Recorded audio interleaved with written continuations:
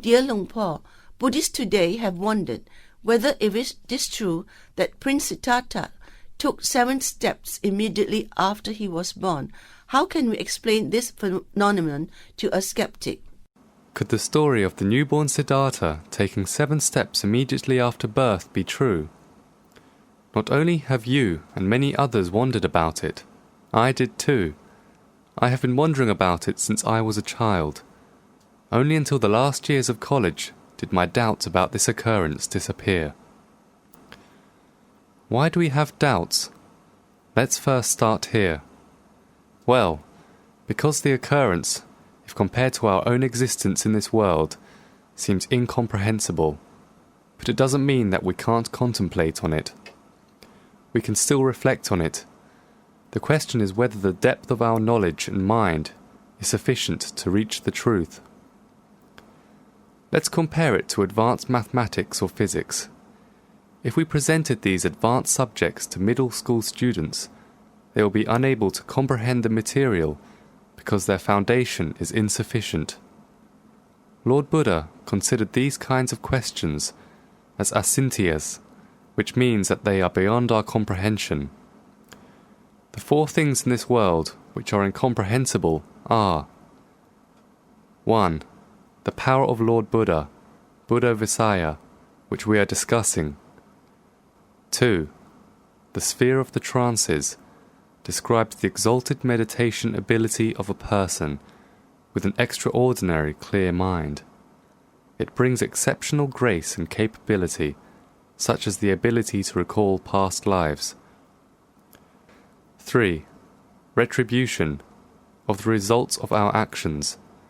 We know that doing evil brings unfavorable consequences, and doing good brings favorable results. However, karma is more complex and intricate than that if we want to pinpoint to the exact details of what could happen from a specific action. Only when we train ourselves to the fullest extent in generosity, moral conduct, and mental development through meditation can we have the clarity of mind to do it. For example, we now know that our body is made from the food we eat, but we cannot specify exactly which muscles are derived from which food. We just know that our body is sustained from the food we've consumed. Our intelligence is unable to clearly differentiate things that are extremely profound because there is a limit to our ability. For that reason, the Lord Buddha has taught us a simple paradigm: the law of karma. There is always a consequence to our actions, whether it is positive or not.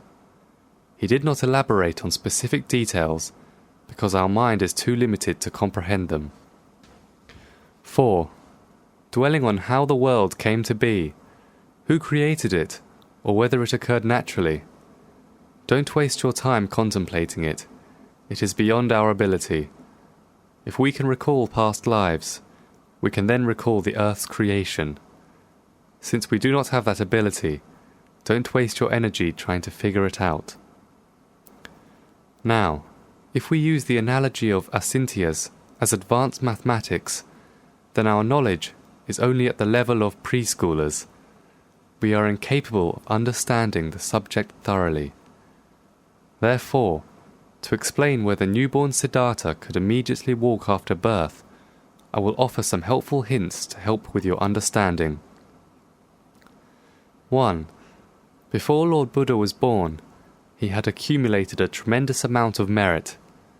In Buddhist terms, this accumulation is called the perfections. In essence, the perfections are accumulated merit over many lifetimes. Merit arises when one does good deeds repeatedly. When one puts his life at stake to do good deeds, that merit has even more potency. This type of merit he considered the perfections. Lord Buddha had fully pursued the perfections in each of his past lifetimes. Its power gave him the body with the marks of a great man, which had the 32 auspicious signs.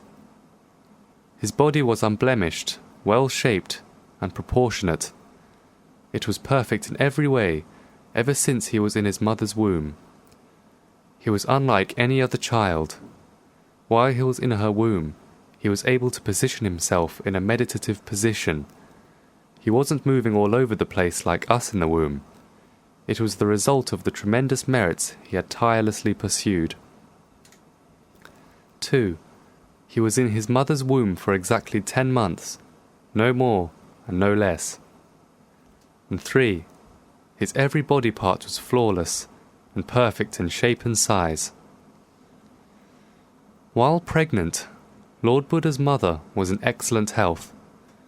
More importantly, she observed the precepts diligently, maintained a clear, kind and generous mind, meditated, and gave donations during the entire pregnancy. Therefore, the little Bodhisattva was in the womb as if he was an arahant in the highest form of happiness from deep meditation, unlike all other babies. Being in a sublime state of meditation, the Bodhisattva's mind was continuously purified. As for the birth, unlike us, the Bodhisattva came into the world with his feet first, which gave stability to his body. As a result of his enormous merits from the perfections, immediately after he was born, he touched the ground with both feet, stood up, and was able to walk with full awareness. It is complicated to grasp the concept of karma, because we are so used to bad karma that we do not recognize the effects of good karma. Let me give an example of bad karma. Because of negative karma, fish can swim immediately after birth, but not us. Fish and fowl were born as a result of negative karma that influenced their conditions. However, Lord Buddha was influenced by positive karma through the pursuit of the perfections. Let me leave you with a little reminder whenever you think of the future. Human beings have the tendency to think that everything revolves around them, and anything beyond our immediate understanding simply cannot be possible. However, we must remember that the Bodhisattva, unlike us, accumulated perfections. His endeavor was significantly greater and fundamentally different from our own. For this reason, his efforts became a part of his characteristics, known as the Buddha attributes. Please, listen to the things I've said, and do not just believe or reject it. Focus on the practice of meditation wholeheartedly. Once you attain a crystal clear, calm and radiant mind, you will understand thoroughly on your own, and all the difficult subjects that I've mentioned, and be able to explain them to the world much better than I can. Just continue to practice meditation, and soon you will understand. It's not difficult. There is a tremendous difference between pursuing the perfections to its highest form by renouncing one's life and the act of committing suicide. Before we continue, let's first make sure we understand what pursuing the perfections means. The word perfection has two separate meanings. The first meaning of perfection is merit. Whenever we do good deeds, we accumulate merits. Similar to the way electricity is stored in a battery, merits can be stored in our mind. The other special quality of merit is its ability to purify the mind until it's as clear as a crystal or a diamond. The merits accrued have different qualities. Making merit with a neutral intention will bring merit with certain characteristics, while a higher quality merit will be achieved when one's life is at stake. The latter form is called the perfections. The second meaning of perfection is good quality.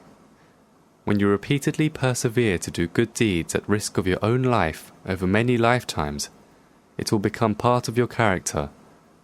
You will develop an innate commitment of always putting merit before your own life. To summarize, the two meanings of perfection are a special quality of merit and the innate commitment of putting merit before your own life. When someone pursues the perfections as described while keeping his mind pure, and filled with wisdom and awareness, this person will be in charge of his good thought, speech, and action. Why do we, the Arahants, or Lord Buddha, have to pursue the perfections despite the extreme difficulties? Because as soon as we were born, we possess an impurity in our mind. It is similar to the germs we acquire in our body immediately after we are born.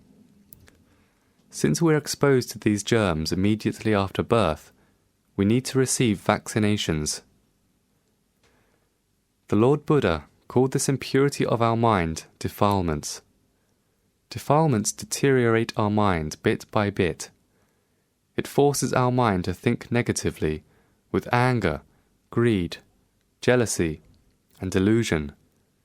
So, do we give up fighting back against it? If we did, we will reap the consequences from our wrongdoings and suffer greatly.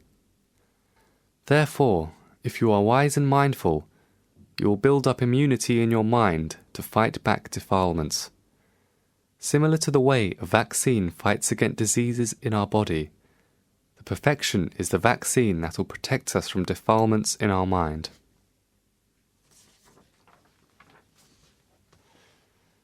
The perfection is pursued with perseverance, a purified mind, wisdom, and full awareness, not recklessness. Committing suicide is different. Not only is it reckless, but mindless as well. When a person is trying to kill himself, his mind is very clouded and dark as black ink or mud. He cannot think of anything. His thoughts are so obscured that he cannot realize how extremely difficult it was to be born a human.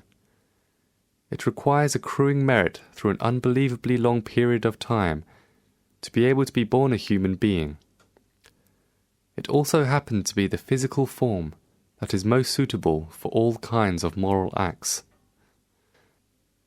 Instead of using this blessing to do good, they resort to excuses because of jealousy or depression.